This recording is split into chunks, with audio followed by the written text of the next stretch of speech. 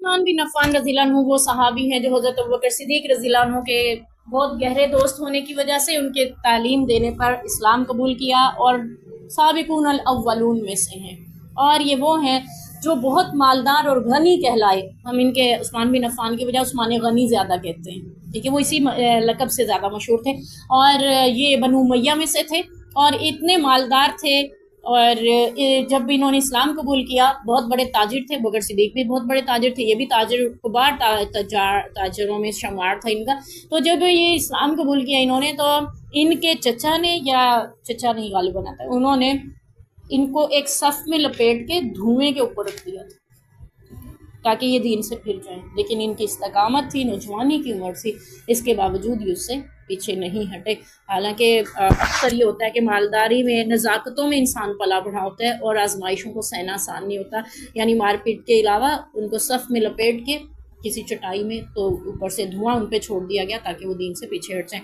तो ये वो सहाबी हैं जिन्हें जब भी पता चलता अल्लाह के राह में खर्च करने का, तो ये बढ़ चढ़ कर हिस्सा लेते। जैसे गुज़वा तबूक में इन्होंने 1000 घोड़े, 1000 ऊँट बमा सामान और 1000 अशरफियाँ नबी पाक की खिदमत में जब पेश की थी, तो आप उनको उलट कर फरमा रहे थे आज के बाद उस्मान कोई अमल भी ना करे तो इसके लिए जन्नत वाजिब है। और हमें पता हो कि हज़रत उस्मान गनी रज़ी अल्लाह अन्हु वो सहाबी हैं जिन्होंने अपने दौर में कुआँ ख़रीद के मुसलमानों के लिए वक्फ़ किया था ना, पानी का। एक दिन मुसलमान लेते थे, एक दिन यहूदी का था। तो फिर जब उन्होंने कहा कि ये क्या, एक दिन का पानी खरीद लिया, उसी दिन सारे मुसलमान भी भर लेते। यहूदियों को भी पता होता आज मुफ्त का मिलेगा, हज़रत उस्मान का दिन है, तो वो भी लेने लग गए। तो यहूदी बड़ा परेशान हुआ, मेरे से कोई पानी खरीदने ही नहीं आता, मीठा पानी।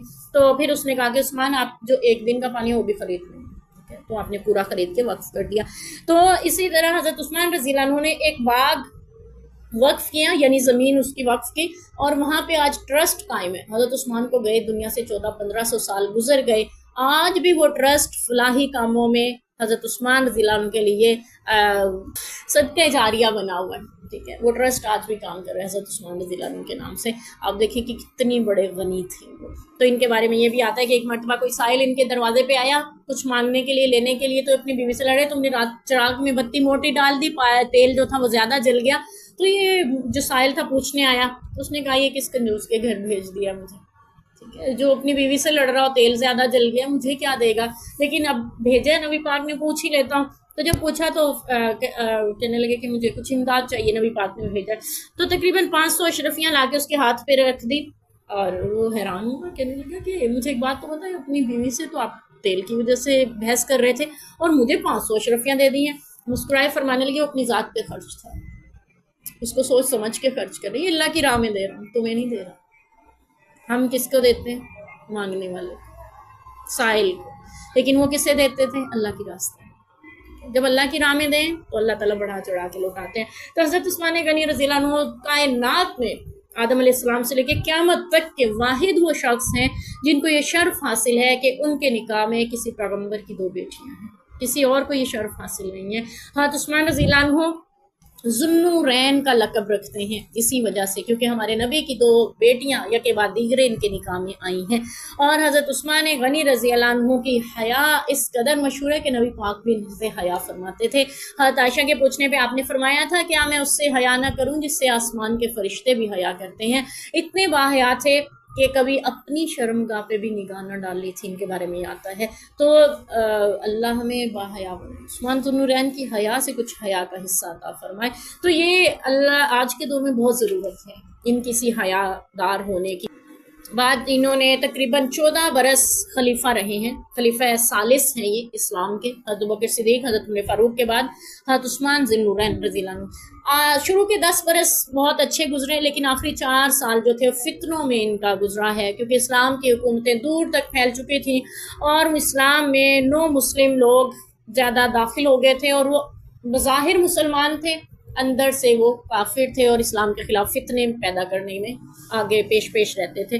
तो उनकी वजह से बहुत से ऐसे फितने रूनुमा होते चले गए। हाँ, उमर फ़ारूक रज़ी अल्लाह अन्हु ने अपनी दौरे खिलाफत में किसी गैर मुस्लिम को ओहदे, बड़े ओहदों पे फाइज नहीं किया था, अक़लीदी ओहदे नहीं उनको दिए थे, ठीक है।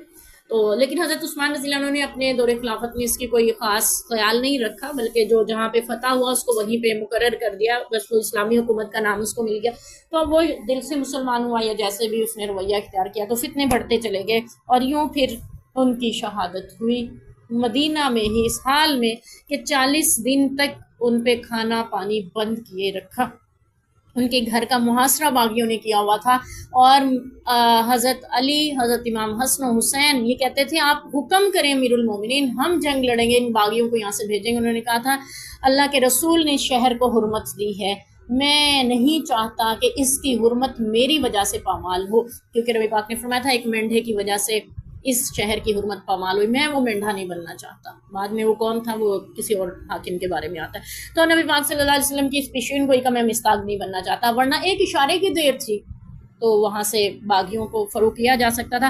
پھر امام حسن و حسین رضی اللہ عنہ ان کے دروازے پہ پہرے دار بن کے کھڑے رہتے تھے رات بھر، کہیں کوئی باغی حملہ آور نہ ہو جائے۔